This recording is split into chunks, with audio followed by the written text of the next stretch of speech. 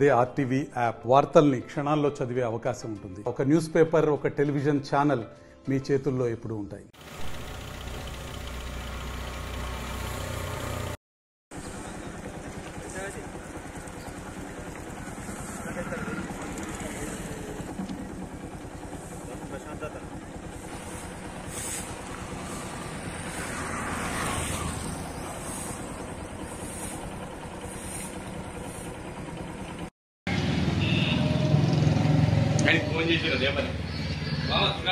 జన్నారం జై జై జన్నారం.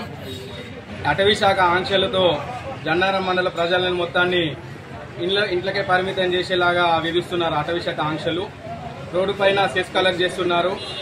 ఆదిలాబాద్ వెళ్ళాలి అంటే ఆల్టర్నేట్ రూట్ కింద లక్షపేట వయా రాయపట్నం వయా నిర్మల్ నుంచి ఆదిలాబాద్ వెళ్ళడానికి 290 కిలోమీటర్లు అవుతుంది.